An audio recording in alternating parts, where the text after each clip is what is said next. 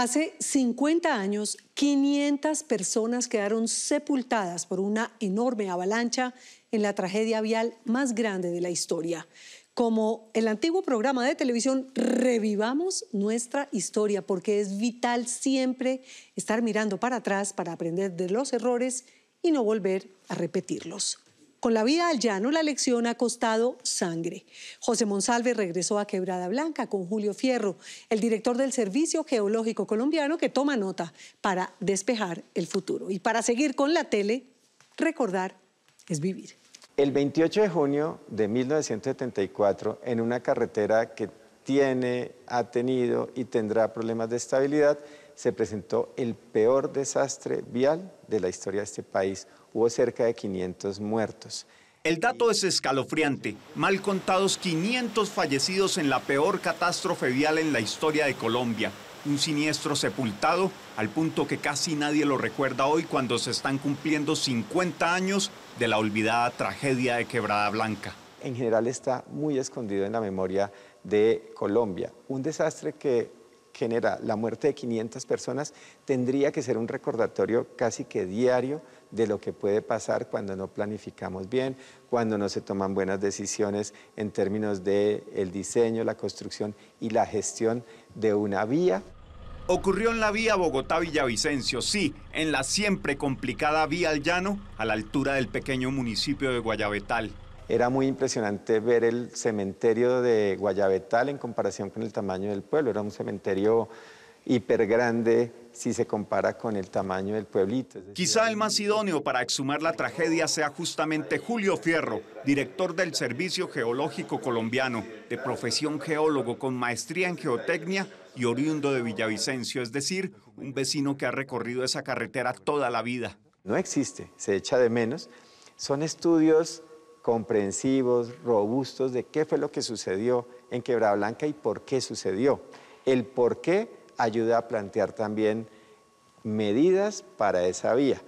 Y nosotros queremos aportar en cuál fue la causa que llevó o las causas que llevaron a ese desastre. Este geólogo y su equipo multidisciplinario llevan meses investigando la tragedia olvidada. Lo que ocurrió fue de dimensiones apabullantes. Da más o menos 10 canchas del Campín, ese es más o menos el área de lo que se deslizó, y ya cuando se estima un espesor, eso da entre 500.000 y 1.000.000 de metros cúbicos, lo que necesitaría cerca de 750 viajes de volqueta grande para movilizar todo este material, que además se movilizó en unos segundos. Fue muy rápido, la velocidad del evento fue muy grande. Fuimos con Fierro y su gente allá, donde centenares de personas quedaron sepultadas bajo el alud. Colombia es un país con una deformación tectónica muy compleja. El paisaje es simplemente majestuoso. Estamos en un país en donde hay enclaves súper lluviosos, hiper lluviosos, como pues, zonas cercanas a donde estamos en este momento. Empezamos en el imponente risco que está frente a la meseta que se derrumbó parcialmente. Abajo, al margen de la quebrada, iba la carretera y el puente que quedaron sepultados. La idea es llegar hasta allá. Vamos a ir a la quebrada, vamos a estar muy cerca al lecho y vamos a estar en el lugar justamente donde ocurrieron los hechos desastrosos de hace cerca de 50 años. Julio tiene recuerdos tenues y pavorosos. Yo tenía 4 años, larguitos, cuando esto sucede, y yo recuerdo la primera plana de los periódicos mostrando la foto del puente destrozado, el puente que había sobre la Quebrada Blanca. Dejamos los vehículos al margen de la vía, en el punto donde a lo largo de las décadas se han hecho varios puentes para sortear la cuenca. Aquí está la confluencia de la Quebrada Blanca con el Río Negro. Justamente casi que debajo del puente le llega a la quebrada. Este puente es parte pues, de las obras que se hicieron con posterioridad al desastre. Después nos adentramos por la falda de la loma avanzando a contracorriente al margen izquierdo de Quebrada Blanca. ¿Dónde estamos ahora mismo, director? Estamos en un tramo de la carretera antigua, de la carretera que fue afectada en 1974. Hace 50 años no nos habríamos podido parar acá porque estaban los carros subiendo y bajando. La comunidad dice que estos restos de la casa de ladrillo que estamos viendo acá era un parador. O sea que el derrumbe, el deslizamiento fue de esa montaña hacia acá. Fue allá el gran deslizamiento, pero lo que vemos es unos bloques que están por todo lado, que muestran, y allá también un flujo, que muestran una inestabilidad activa, actual, en toda esta zona. Vamos hasta allá entonces. Perfecto. Para alcanzar el lugar de la avalancha hay que cruzar tramos escarpados que dejan en evidencia deslizamientos recientes. Estamos aproximadamente en la zona en donde se tenía el cruce, el puente, sobre la Quebrada Blanca. Nosotros en este momento ya no podemos ver la parte de allá de la vía. Estamos justo donde ocurrió todo. Hace medio siglo en este punto se sufrió un auténtico cataclismo. Eran pasadas las 4 de la tarde cuando la montaña se vino y sepultó a 500.000 de personas. Debajo de donde estamos aún yacen esqueletos humanos y cascarones de vehículos. Estas impactantes imágenes datan de aquel día de luto nacional, 28 de junio de 1974.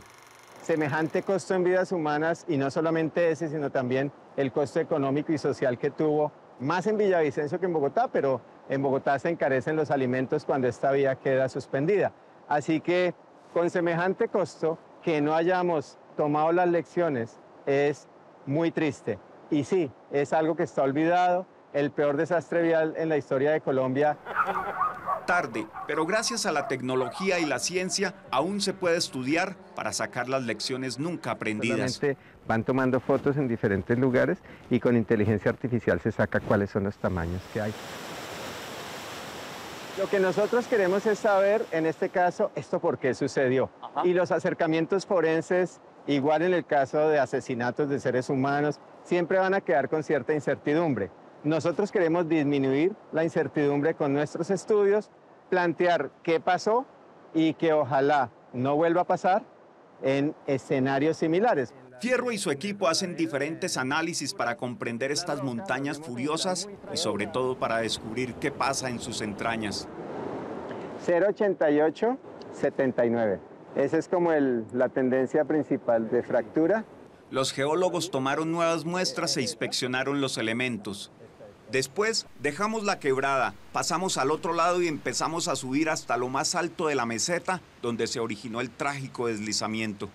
La antigua carretera en este tramo desapareció, ahora viene y cuando se topa con la montaña la atraviesa gracias a un túnel y después ya no desciende casi al nivel de la quebrada, sino que un puente surca los abismos.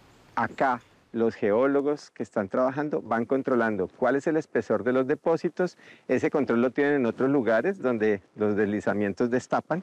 Nosotros estamos en este momento por encima de los túneles que se hicieron luego del desastre de Quebrada Blanca. No son investigaciones de puro revisionismo del pasado. Comprender estas moles permite salvar vidas y construir infraestructuras que aguanten. Se ponen unas mallas que cuelgan para evitar que los bloques que se desprendan impacten y viajen mucho y puedan afectar a unos usuarios de vías. Más arriba, ya sobre el plano de la meseta, el equipo de investigadores testea el área con aparatos de geofísica. Le siembran impulsos eléctricos al suelo y así van creando una especie de radiografía profunda. Este equipo que tenemos acá es un equipo de tomografía eléctrica. Este método magnetotelúrico les permite ver la estructura del subsuelo.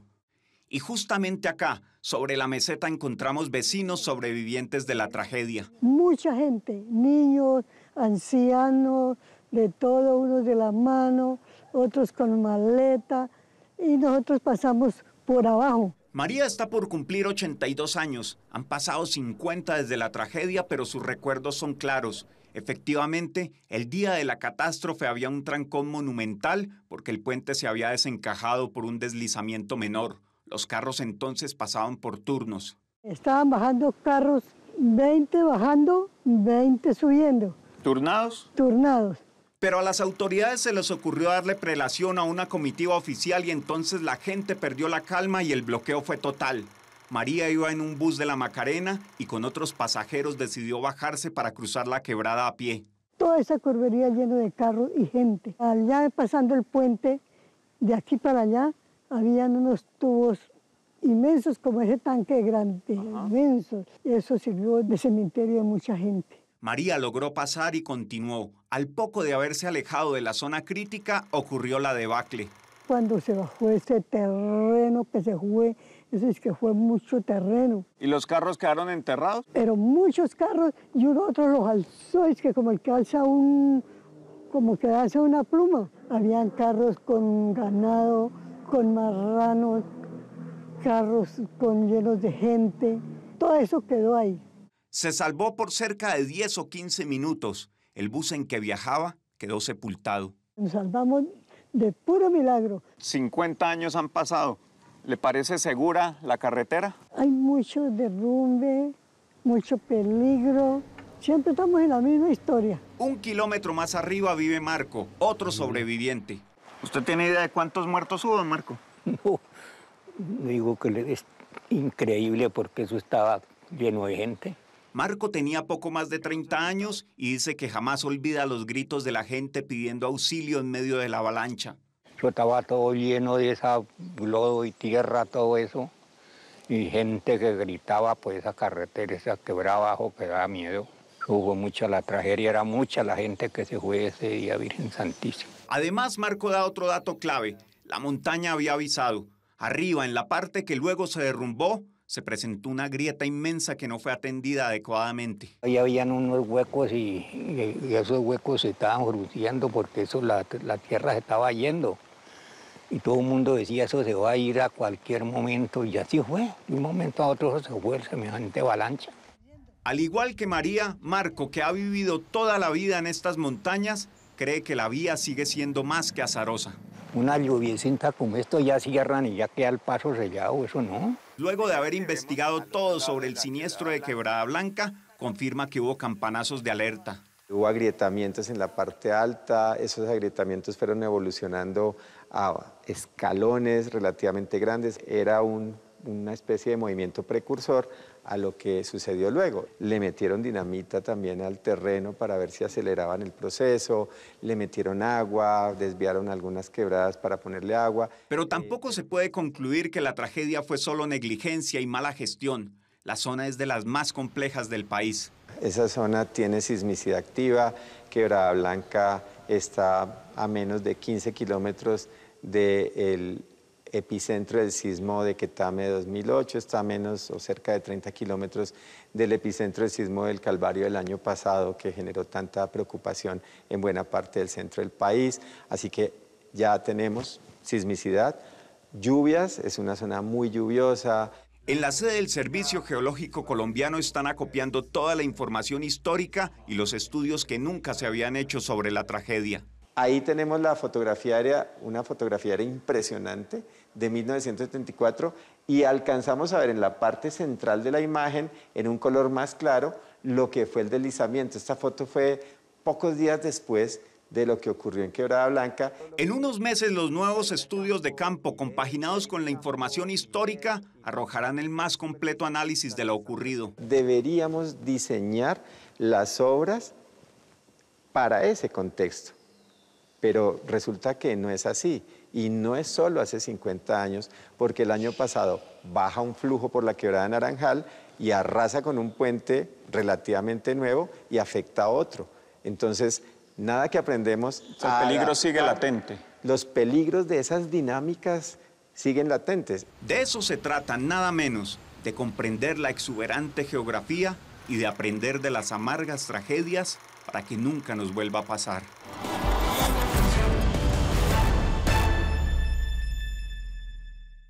Ante la imposibilidad de recuperar las víctimas, el lugar fue declarado Camposanto. Hoy la vía pasa por un costado y no hay ni una placa que rememore a los cientos de víctimas que quedaron allí sepultadas.